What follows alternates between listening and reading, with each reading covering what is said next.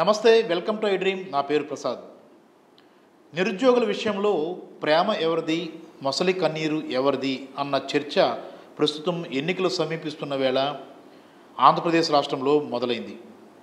అసలు నిరుద్యోగులకు ప్రస్తుత రాష్ట్ర ప్రభుత్వం ఏమీ చేయలేదా అనంటే, విప్లవాత్మకమైన నిర్ణయాలు తీసుకున్న జగన్మోహన్ రెడ్డి ప్రభుత్వం వాలంటీర్ల దగ్గర నుంచి సచివాలయ ఉద్యోగులు ఆ తర్వాత మరికొన్ని ఉద్యోగాలను దాదాపు 2.5 లక్షల పైగా ఉద్యోగాలను నియమించడం అనేది జరిగింది. దశల వారీగా చాలా పోస్టులు కూడా తీసుకుంటూ వస్తుంది. కానీ నిరుద్యోగుల్లో ఏదో కొరత ఉంది, నిరుద్యోగులకు ఏం చేశారు అంటూ ప్రతిపక్షాలు విమర్శిస్తున్న పరిస్థితి ఉంది. కానీ ప్రధానంగా ఒక అంశాన్ని ఈరోజు మనం తెర మీద తీసుకొస్తున్నాం. యూనివర్సిటీలో గత 18 ఏళ్లుగా చాలా పోస్టులు ఖాళీ ఉన్నప్పుడు కూడా వాటిని పట్టించుకున్న దాఖలాలు లేవు. వైఎస్ఆర్ సిపి ప్రభుత్వం వచ్చిన తర్వాతే జగన్మోహన్ రెడ్డి ఈ పోస్టుల నియామకానికి కసరత్తు మొదలుపెట్టారు. కానీ ఇవి ఎప్పుడూ ఈ పోస్టుల నియామకం జరగాల్సి ఉన్నప్పటికీ కూడా దీనిని పూర్తి స్థాయిలో అడ్డుకునేందుకు కొందరు ప్రయత్నించారు. ఆ కొందరు ఎవరు, నిరుద్యోగుల విషయంలో ప్రస్తుత రాష్ట్ర ప్రభుత్వానికి ఉన్న చిత్తశుద్ధి ఏంటి అన్న అంశాలకు సంబంధించి మనతో ఆంధ్ర యూనివర్సిటీ ప్రొఫెసర్, అలాగే మేధావర్గానికి సంబంధించిన వ్యక్తి షారోన్ రాజు గారు ఉన్నారు. సార్ నమస్తే. సార్ నమస్కారం అండి. సార్, ఈరోజు చాలా కీలకమైన అంశం సార్. ఎందుకంటే నిరుద్యోగులు జాబ్ క్యాలెండరు నిరుద్యోగులకి పూర్తిగా వైసీపీ ప్రభుత్వం పక్కన పెట్టేసింది, సంక్షేమాన్ని పూర్తిగా అమలు చేస్తుంది, అలాగే అభివృద్ధిని పక్కన పెట్టేసింది. ఇలాగ రకరకాలుగా ఎన్నికలు వస్తున్న వేళ ఇవన్నీ తెర మీదకి వస్తున్నాయి.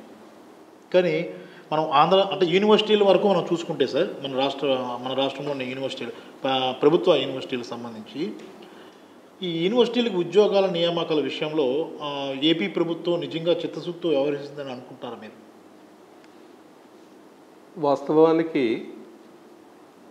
మాట్లాడాలనుకుంటే ప్రస్తుతం ఉన్నటువంటి ప్రభుత్వం చిత్తశుద్ధితో వ్యవహరిస్తూ విద్యావంతులైనటువంటి నిరుద్యోగ యువతకు ఉపాధి కల్పించాలి, ముఖ్యంగా మేధావి వర్గం అయినటువంటి విశ్వవిద్యాలయాల్లో ఉన్నత విద్యను అభ్యసించి ఉన్నటువంటి వ్యక్తులు ఎవరైతే కనుక పోస్ట్ గ్రాడ్యుయేషను, డాక్టరేట్ డిగ్రీస్ చేసినటువంటి ప్రతిభావంతులైనటువంటి నియామకాలు చేయడం కోసం ప్రభుత్వం చాలా చిత్తశుద్ధితో ఉంది.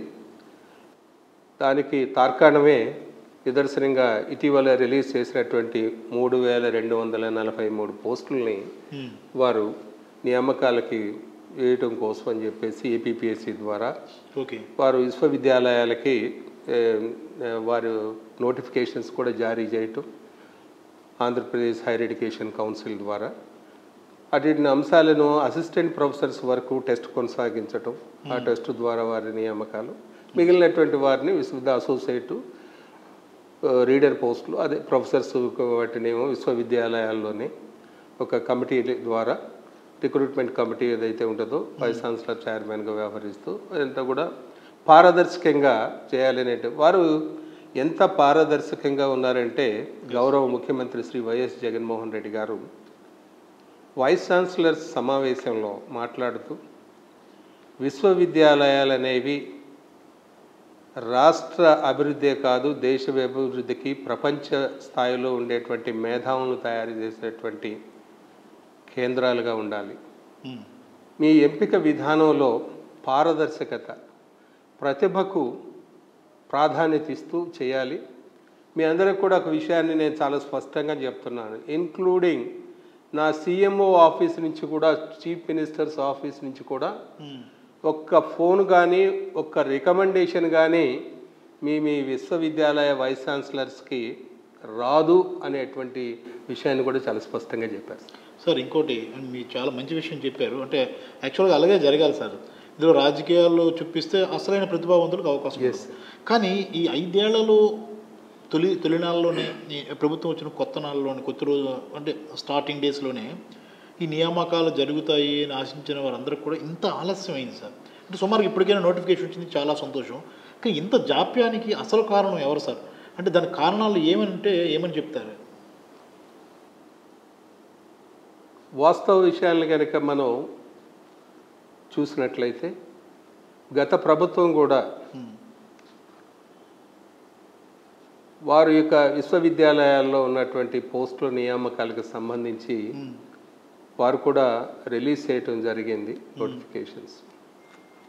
అవి లోకభూయిష్టంగా ఉన్నటువంటి అంశాలతో కూడినటువంటి అంశంగా అందరూ కూడా విద్యావంతులైనటువంటి నిరుద్యోగ యువతులందరూ కూడా అబ్జెక్షన్ రైజ్ చేశారు. దాంతోపాటు దానిలో ఉన్నటువంటి చాలా కీలకమైనటువంటి అంశాలు చూసినట్లయితే డిపార్ట్మెంట్ని యాజ్ ఎ యూనిట్గా తీసుకోవాలి. సుప్రీంకోర్టు జడ్జిమెంట్స్కి అనుకూలంగా వారు ఏదైతే ఇచ్చారో సూచనలు విశ్వవిద్యాలయ నియామకాలకు అది పాటించలేదు. అదే కాకుండా యూనివర్సిటీ గ్రాంట్స్ కమిషన్ ఏదైతే ఉందో ఆ నియామకాల్లో ఏ విధంగా చేపట్టే 1:2:4 అనేటువంటి రేషియోని ఫాలో కాకుండా రేషనలైజేషన్ విధానం అనేది వారు కొత్తది తెర మీదకి తీసుకొచ్చి నిరుద్యోగ యువతని మభ్యపెట్టడానికి, కాలయాపన చేయటానికి, వారికి నిజంగా రిక్రూట్మెంట్ చేయాలి అనేటువంటి చిత్తశుద్ధి అయితే లేదండి. దానిలో చాలా స్పష్టంగా కనిపిస్తుంది గత ప్రభుత్వం. అంటే నేను గత ప్రభుత్వం కోసం చెప్పారు సార్. అసలైంది ఈ ప్రభుత్వం వచ్చిన తర్వాత మీరు ఇప్పుడు ప్రకటించిన 3,243 పోస్టులని చెప్పారు. కానీ మనం వెంటనే జరగాల్సిన పోస్టుల జాప్యానికి ఇప్పుడు మనం వాటిని ఫుల్ఫిల్ చేస్తున్నాం. త్వరలో ఇంటర్వ్యూస్ ఉన్నాయని చెప్తున్నారు. కానీ ఇన్నేళ్ల పాటు జాప్యం చేయడానికి ఏంటి, కోర్టు కేసులు కారణమా, లేదా దీని వెనక కోర్టు కేసుల వెనుక ఎవరున్నారు, ఇదంతా ప్లాన్డ్గా జరిగిందా అన్న అనుమానాలు అయితే ఉన్నాయి. నిజమే అంటారు సార్? ఈ కుట్ర వెనుక ప్రసిద్ధిగాంచినటువంటి మేధావులు అనబడినటువంటి వ్యక్తులు గతంలో ఉన్నత పదవులు వైస్ ఛాన్సలర్లుగా, హైయర్ ఎడ్యుకేషన్లో సెక్రటరీలుగా చేసినటువంటి వ్యక్తులు కూడా వారి ప్రమేయం కూడా ఉంది. ఓకే. కొందరు స్వార్థపర రాజకీయాల కోసం ఈ ప్రభుత్వంలో విశ్వవిద్యాలయాల్లో నియామకాలు జరిగితే ఈ ప్రభుత్వానికి పేరు ప్రఖ్యాతులు ఎక్కడొస్తాయి అనే ఉద్దేశంతో సుమారుగా 50 కేసుల్ని అడ్డుకొనటానికి హానరబుల్ హైకోర్టులో వేసినటువంటి కేసుల్ని వైఎస్ జగన్మోహన్ రెడ్డి గారి ప్రభుత్వం చాలా చిత్తశుద్ధితోటి విద్యావంతులైనటువంటి మేధావులైనటువంటి యువతకి ఉపాధి కల్పించకపోతే ఈ రాష్ట్రం కాదు దేశం నష్టపోతూ ఉంది అనేటువంటి మంచి ఆలోచనతో వారు గౌరవ న్యాయస్థానాల్లో ఏ అయితే అంశాలు ఉన్నాయో వాటిని అన్నిటిని కూడా వెంటనే పరిష్కరించడానికి ప్రభుత్వం ద్వారా అప్పీల్ చేసినటువంటి సంఘటనలే ఉదాహరణ. ఓకే. అంటే కౌంటర్ పిటిషన్స్ ప్రభుత్వం నుంచి వేసి ఈ 50 కేసులను కూడా పరిశీలించిన తనంతరం కూడా మరలా ఒక వర్గం కుట్రపూరితంగా కేసులు వేసేసి అడ్డుకోవాలనేటువంటి ఆలోచన ఉంది. లేకపోతే ఈ పాటికే ఇంటర్వ్యూ ప్రక్రియ జరిగేటువంటిది ప్రభుత్వ ఎన్నికలకు ముందే అందరికీ కూడా నియామక పత్రాలు అందేటువంటి పరిస్థితి కొనసాగేది ఈ రాష్ట్రం. Right sir. సార్ అంటే మీరు చెప్పారు కదా సార్, పోస్టులు నియామకాలు ఇప్పుడు ఆంధ్ర యూనివర్సిటీ వరకు మనం చూసుకుంటే ఎన్ని పోస్టులు వస్తున్నాయి, అలాగే రాష్ట్ర వ్యాప్తంగా చూసుకుంటే ఎన్ని పోస్టులు వచ్చే అవకాశం ఉంది, ఎవరెవరికి ఎన్ని పోస్టులు అంటే ప్రొఫెసర్లు అంటున్నారు, అసిస్టెంట్ ప్రొఫెసర్లు, అలాగే మిగిలిన వాళ్ళకి సంబంధించి ఎన్ని మొత్తం వివరాలు ఏమైనా చెప్తారు సార్? రాష్ట్ర వ్యాప్తంగా ఉన్నటువంటి పోస్టులు కనుక మనం చూసినట్లయితే అన్ని విశ్వవిద్యాలయాల్లో కలిపి 3,243 పోస్టులు. దానిలో కేటగిరీస్గా professors, associate professors, assistant professors అనేది వారు అడ్వర్టైజ్మెంట్ ద్వారా తెలియజేశారు సార్. అలాగే ఆంధ్ర యూనివర్సిటీ కనుక తీసుకున్నట్లయితే మొత్తం ప్రొఫెసర్సు 85 మంది, అసోసియేట్ ప్రొఫెసర్సు 130 పోస్టు, అసిస్టెంట్ ప్రొఫెసర్స్ని 294గా వారు కేటాయింపు చేయటం అనేది జరిగింది. రైట్. అంటే సార్ ఇప్పుడు యూనివర్సిటీల ప్రగతి అలాగే యూనివర్సిటీల అభివృద్ధి కోసం నాకు అందుతున్న సమాచారం ఏంటంటే ఒకానొక సమావేశంలో గవర్నర్ గారే స్పందించారు. ముఖ్యమంత్రి చాలా ఈ విషయంలో కీన్ అబ్జర్వేషన్తో ఉన్నారు, చాలా ఆనందించాల్సిన విషయం అన్నట్లుగా సమాచారం ఉంది. ఎంతవరకు నిజం సార్ అది? ఇది చాలా హర్షించదగినటువంటి విషయం. గవర్నర్ గారు his excellency and also governor and chancellor of the universities వారి దృష్టికి ముఖ్యమంత్రి గారు ఈ రాష్ట్రంలో ఉన్నటువంటి విశ్వవిద్యాలయాల్లో గతంలో రాజశేఖర్ రెడ్డి గారు ఉన్నప్పుడు మాత్రమే నియామకాలు జరిగినాయి. గత 18 సంవత్సరాలుగా 16 సంవత్సరాలు ఆ రోజుల్లో జరిగినటువంటి 2 నియామకాలు జనరల్ మరియు బ్యాక్లాగ్ పోస్టుల నియామకం చేయటం ద్వారానే ఇవాళ విశ్వవిద్యాలయంలో ఆచార్యులు అనేది నెంబర్ ఉందండి. లేని పరిస్థితుల్లో ఇవాళ చాలా సమస్యలు NAC సమయంలో కానీ NRF ర్యాంకింగ్ పొందేటువంటి విషయంలో విశ్వవిద్యాలయాలు చాలా కష్టతరమైనటువంటి ఇదిని క్లిష్టంగా ఉందని తెలియజేస్తూ ఈ రాష్ట్రంలో ఉన్నటువంటి విశ్వవిద్యాలయాల్లో ఖాళీగా ఉన్నటువంటి ఆచార్యుల పోస్టులని వెంటనే నియామకాలు జరిపించడం కోసమని గవర్నర్ గారిని కూడా వారు కోరటం, గవర్నర్ హోదాలో ఛాన్సలర్గా ఈ విశ్వవిద్యాలయాల్లో ఉన్నటువంటి ఆచార్యుల యొక్క కొరతను తీర్చడానికి సత్వరమే చర్యలు చేపట్టండి అని చెప్పేసి వారు సానుకూలంగా స్పందించడం, గవర్నర్ గారు ఎంతో విశాలమైనటువంటి దృక్పథం, వారు మాజీ సుప్రీంకోర్టు జడ్జిగా వ్యవహరించడం ద్వారా వీటికి సంబంధించినటువంటి ఏ విధంగా ఈ నియామకాలు జరగకపోవటానికి ఆలస్యానికి కారణం ఏంటనేటువంటి అంశాలను కూడా ప్రభుత్వం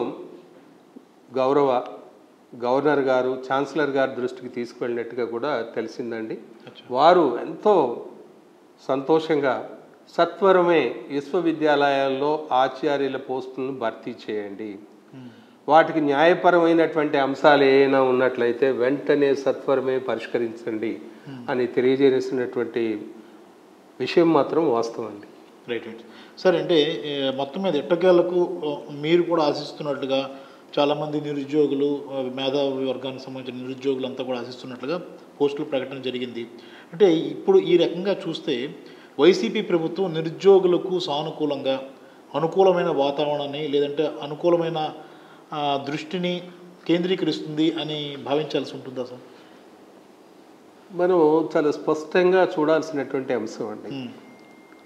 గత ప్రభుత్వాన్ని తీసుకున్నట్లయితే గత ప్రభుత్వం అధికారంలో ఉన్నటువంటి సమయంలో 2014 నుంచి 2019 కాలంలో కేవలం 34,108 ఉద్యోగ నియామకాలు మాత్రమే చేపట్టడం జరిగింది. మొత్తం వారి 5 సంవత్సరాల కాలపరిమితిలో అధికార కాలపరిమితిలో రాష్ట్ర ప్రభుత్వం చేపట్టినటువంటి ఉద్యోగ నియామకాల సంఖ్య 34,108 మాత్రమే. 2019 మే నాటికి రాష్ట్రంలో ఉన్నటువంటి ఉద్యోగుల సంఖ్య 3,97,128గా మనం పరిగణించడం లెక్కల స్టాటిస్టిక్స్ ప్రకారం ఉంది. ఇవాళ మనం ఈ ప్రభుత్వం శ్రీ వైఎస్ జగన్మోహన్ రెడ్డి గారు ముఖ్యమంత్రిగా బాధ్యతలు చేపట్టిన తర్వాత ఈ రాష్ట్రంలో ప్రభుత్వం చేపట్టినటువంటి రిక్రూట్మెంట్ కారణంగా ఏర్పడినటువంటి మొత్తం ఉద్యోగుల సంఖ్య కనుక తీసుకున్నట్లయితే నిరుద్యోగ యువతకి ఉపాధి కల్పించాలి, నిరుద్యోగ విద్యావంతులైన యువకుల యొక్క శక్తి సామర్థ్యాలను రాష్ట్ర ఆర్థిక ప్రగతి ఉత్పత్తిలో భాగస్వామ్యం చేయాలి, తద్వారా రాష్ట్రంలోనూ కేంద్రంలోనూ ప్రగతి పదంలో ఉండాలి అనేటువంటి ఆర్థిక స్వాలంబనం పొందేటువంటి దిశలో ఆలోచించినటువంటి గౌరవ ముఖ్యమంత్రి గారు చేపట్టినటువంటి ఉద్యోగ నియామకాలు మొత్తం 6,16,323 sir. Okay.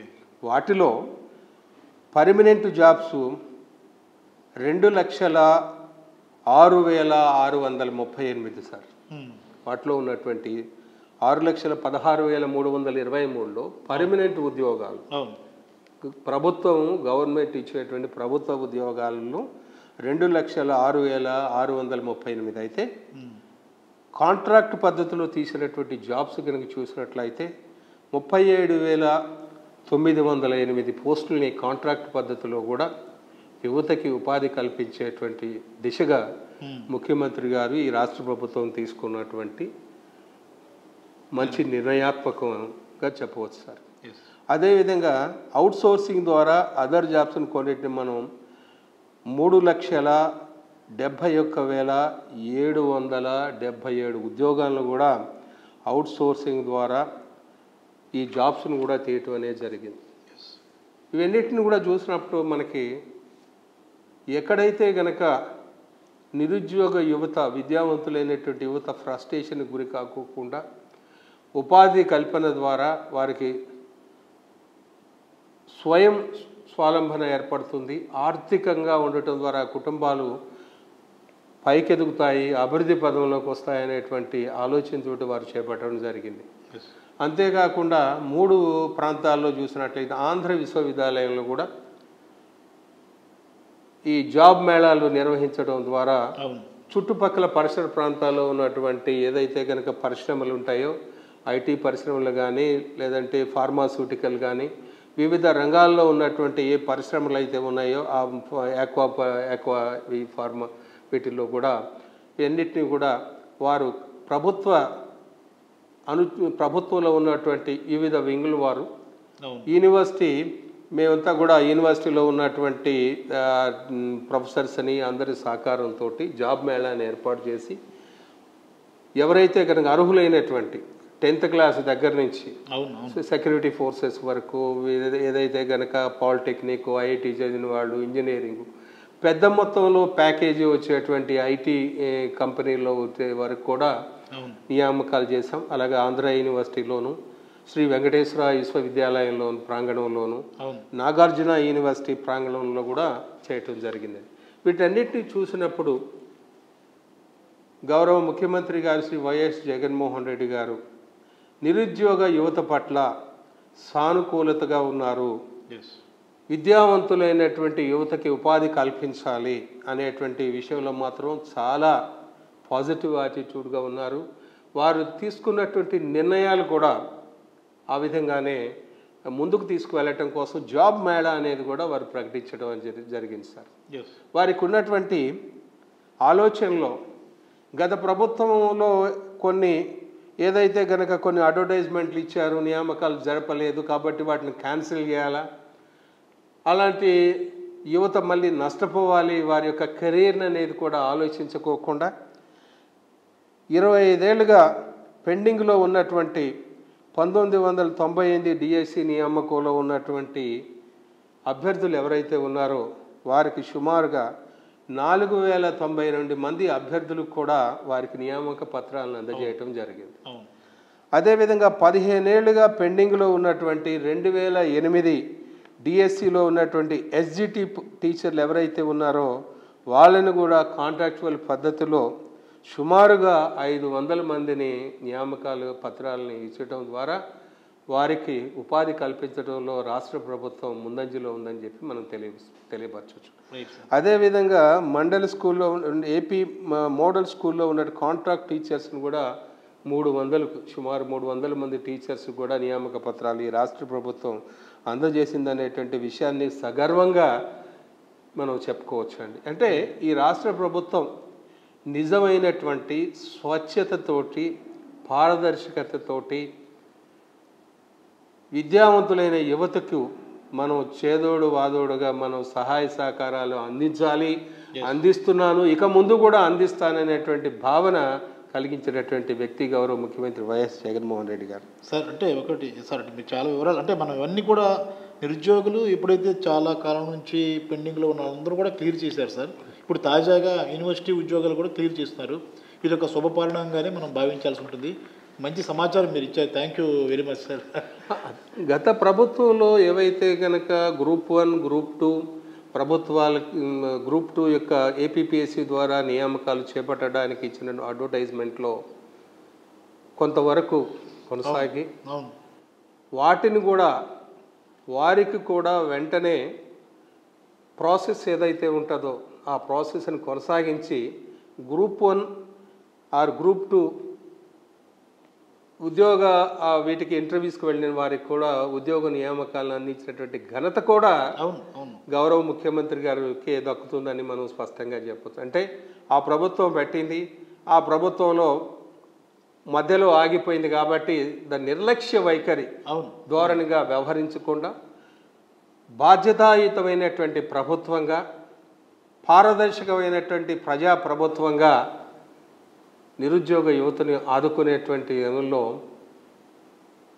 Shri YS Jaganmohan Reddy గారు బాధ్యతాయుతంగా వ్యవహరించారని మాత్రం చాలా చెప్పుకోవచ్చండి. అంతేకాకుండా ఇప్పుడు కొత్తగా వీరు ఇచ్చినటువంటి ఏపీపీఎస్సీ ద్వారా ఇచ్చిన నోటిఫికేషన్స్ ఆల్రెడీ గ్రూప్ 2 ఎగ్జామినేషన్స్కి ఎగ్జామినేషన్ జరిగింది. గ్రూప్ 1 కూడా షెడ్యూల్స్ ఇచ్చేశారు. ప్రతి ఉద్యోగ నియామకాలను కూడా చిత్తశుద్ధితోటి పారదర్శకంగా చేసేటువంటి ఈ యొక్క ఉద్యోగ యువతకి ఉద్యోగ బాధ్యతను ఇది ఒక బాధ్యతగా స్వీకరించినటువంటి ముఖ్యమంత్రిగా మనం తెలుసుకోవచ్చండి. రాష్ట్రంలోనే కాకుండా దేశంలోనే పేరెన్నికనేటువంటి విధంగా సచివాలయ వాలంటీర్ వ్యవస్థ అనే దాన్ని ఒకటి రూపొందించారు. సుమారుగా 1,40,000 మందిని నియమించటం ద్వారా ఇవాళ రాష్ట్రంలో ఉన్నటువంటి ప్రజానీకానికి సేవలు అందించడానికి ఒక ప్రజాసేవకుల్ని ఉద్యోగ బాధ్యతలకు అప్పగించి వారిని కూడా ఏపీపీఎస్సీ ద్వారా టెస్ట్ కండక్ట్ చేయటం పారదర్శకం, ఎక్కడ ఏ రకమైనటువంటి అవినీతికి తావు లేకోకుండా ఆ నియామకాలను చేపట్టడం అనేది కూడా ఈ రాష్ట్రంలో ఉన్నటువంటి నిరుద్యోగ యువతకు ఎంతో మేలు కలిగించిందనేటువంటి విషయాన్ని కూడా మనం చాలా చెప్పుకోవాల్సినటువంటి అవసరం ఉంటుంది. ఈవేళ మేము ఒక ఉపాధ్యాయుడిగా షెడ్యూల్ కాస్ట్కు చెందినటువంటి దళిత వర్గానికి చెందినటువంటి సామాజిక వర్గం చెందిన ఒక ఆచార్యుడిగా నేను వీటన్నిటిని కూడా మేము క్లుప్తంగా సమాజంలో ఉన్నటువంటి నేను ఏ పేద వర్గానికి అయితే చెందానో ఈ పేద వర్గంలో ఉన్నటువంటి విద్యావంతులైనటువంటి యువత సరైన సమయంలో సరైన ఆదరణ లేక వారికి ఉద్యోగాలు దొరకకపోతే ఫ్రస్ట్రేషన్ తోటి వారికి ఉన్నటువంటి ప్రతిభ విలువైనటువంటి ప్రతిభ కూడా సన్నగిలుతుందనేటువంటి భావనతోటి మాకెంతో ఆవేదనతో ఉండేవాళ్ళం. కానీ ప్రస్తుతం ఉన్నటువంటి రాష్ట్ర ప్రభుత్వం తీసుకునేటువంటి నిర్ణయాత్మకమైనటువంటి ప్రజా ప్రయోజనం అయినటువంటి ముఖ్యంగా నిరుద్యోగ యువతను ఆదుకుని వారికి భరోసా ఇచ్చి స్ఫూర్తినిచ్చి రానున్నటువంటి రోజుల్లో వారి బంగారు భవిష్యత్తుకు రూపకల్పన చేసినటువంటి గౌరవ ముఖ్యమంత్రి గారికి మనస్ఫూర్తిగా వారికి ధన్యవాదాలు తెలియజేస్తూ ఉన్నాను. Thank you very much sir. Thank you. చూసాం కదా, మొత్తం మీద ఆంధ్ర యూనివర్సిటీ పోస్టులే కాదు చాలా ఉద్యోగ నియామకాల వెనుక భారీ కుట్ర అయితే జరుగుతుంది ఆంధ్రప్రదేశ్లో అనేది తేటతెల్లమవుతుంది. ఒక ప్రొఫెసర్గా శరవణ్ రాజు గారు చెప్పిన మాటలు మనం చూసినప్పుడు మనమే ఆశ్చర్యపోవాల్సి వస్తుంది. అంటే రాష్ట్రంలో ఏ ఒక్క మంచి పని జరిగినా దాని వెనక రకరకాల రూపాల్లో కుట్రలు జరుగుతున్నాయి. ప్రతిపక్షాలు కానీ తెలుగు